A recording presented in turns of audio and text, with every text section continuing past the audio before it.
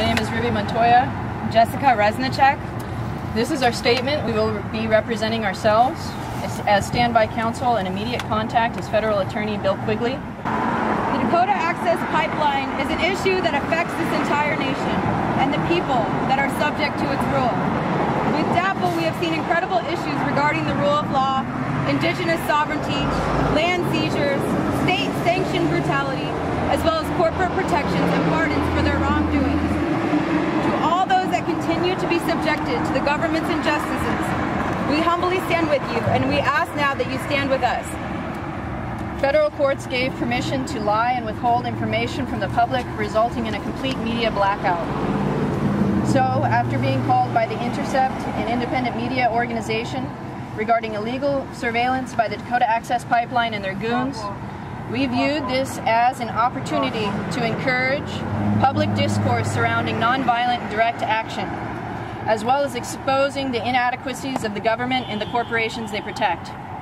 After having explored and exhausted all avenues of process, including attending public commentary hearings, gathering signatures for valid requests for environmental impact statements, participating in civil disobedience, hunger strikes, marches and rallies, boycotts and encampments, we saw the clear deficiencies of our government to hear the people's demands. Instead, the courts and public officials allowed these corporations to steal permissions from landowners and brutalize the land, water, and people. Our conclusion is that the system is broken, and it is up to us as individuals to take peaceful action and remedy it. And this is what we did, out of necessity. We acted for our children, and the world that they are inheriting is unfit. There are over 5 major bodies of water here in Iowa, and none of them are clean because of corporations' flagrant irresponsibility. And now another wishes to poison literally millions of us irreparably by putting us all at risk of another major catastrophe with yet another oil spill. DAPL has already leaked and will continue to do so until the oil is shut off and the pipes are removed from the ground. On election night, we began our peaceful direct action campaign to a Dakota Access construction site and burned at least 5 pieces of heavy machinery in Buena Vista County, Iowa. Details regarding this action are attached. This was information which was not shared with the public. We recognize that our action wasn't much, but it at least stopped construction at that site for a day. We then began to research the tools necessary to pierce through 5/8-inch steel pipe, the materials used for this pipeline. In March, we began to apply this self-gathered information. We began in Mahaska County, Iowa, using oxyacetylene cutting torches to pierce through exposed, empty steel valves, successfully delaying completion of the pipeline for weeks. After the success of this peaceful action, we began to use this tactic up and down the pipeline, throughout Iowa and a part of South Dakota, moving from valve to valve until running out of supplies, and continuing to stop the completion of this project. More information to follow. These actions of great public interest were hardly reported, and the federal government and Energy Transfer partners colluded together to lie and withhold vital information to the public. We then returned to arsonery as a tactic. Using tires and gasoline-soaked rags, we burned multiple valve sites, their electrical units, as well as additional heavy equipment located on DAPL easements throughout Iowa, further halting construction. Later, in the first week of May, we attempted yet again to pierce a valve located in Wapello County, Iowa, with oxyacetylene cutting torches. It was at this time we discovered oil was flowing through the pipe. This was beyond disheartening to us, as well as to the nation at large. This event was again hidden from the public and replaced with lies about ditch depressions. We stand here now today as witnesses of peaceful, nonviolent direct action. Our actions have been those of necessity and humility. We feel we have nothing to be ashamed of. For some reason, the courts and the ruling government value corporate property and profit over our inherent human rights to clean water and land. We are speaking publicly to empower others to act boldly, with purity of heart, to dismantle the infrastructures which deny us our rights to water, land, and liberty. We as civilians have seen the repeated failures of the government, and it is our duty to act with responsibility and integrity, risking our own liberty for the sovereignty of us all. Some may view these actions as violent, but be not mistaken.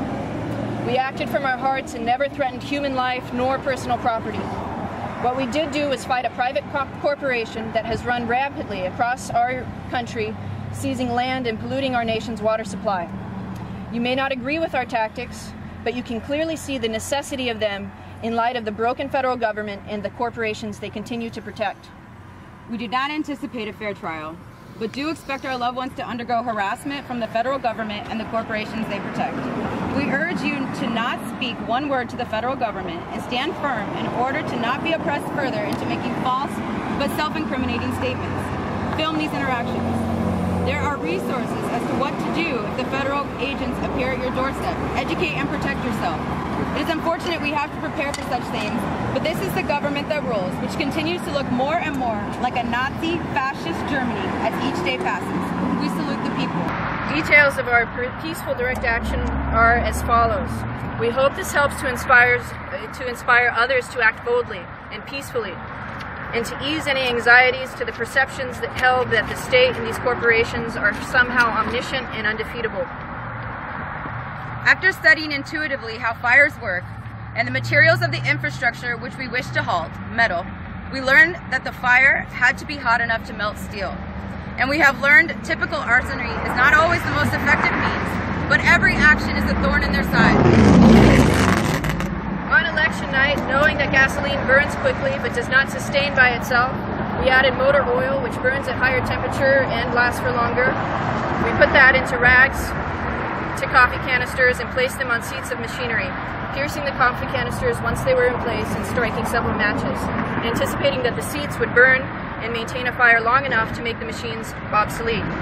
One canister did not light, and that is unfortunate, but 5 out of 6 ain't bad.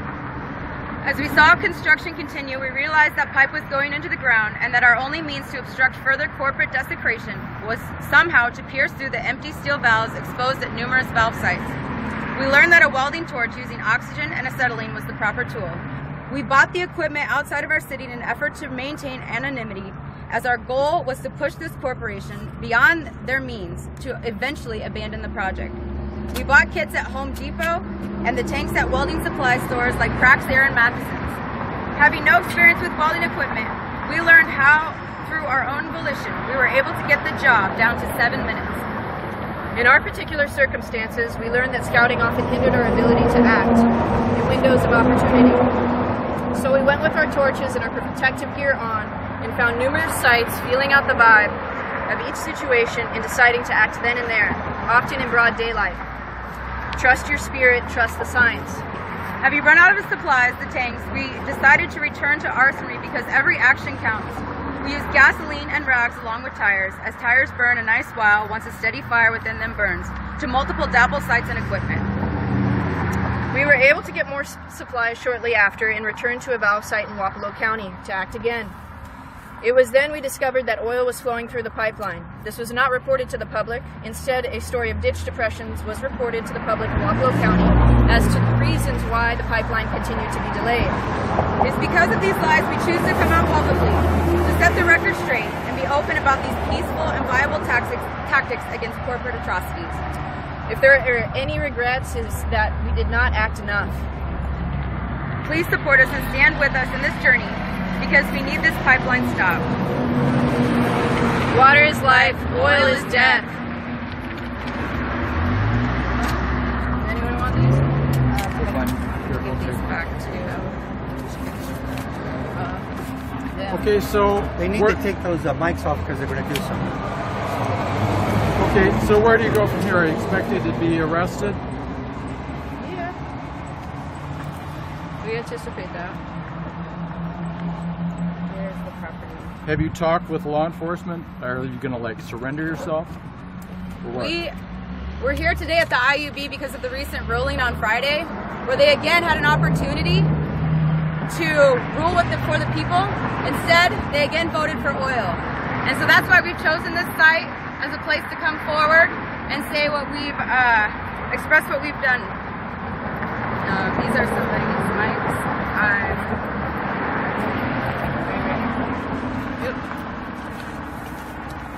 Do you have it? How long are you prepared to go to prison for?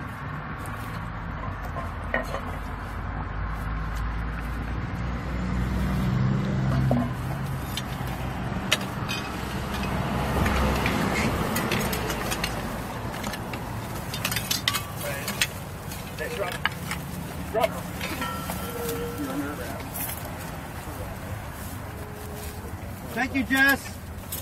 Thank you, Ruby. Water you guys, protectors. God bless America. The IUB needs to start protecting the people of Iowa, not the oil. Thank you for your courage. Thank you for your witness. Thank you. Thank you for your courage. I love Thank you, you for your girls. witness. We love you guys. We love you guys. Thank you. Well done. Warriors for the planet. Thank you. Anything that we need to be focusing on right now is the oil is in that pipeline. We need to stop that oil. People need to come together again and demand that the IUB begins to represent Iowans and not industry. We're going to prison for it. Absolutely. The sacrifices that we have to make in order to ensure anything for our children.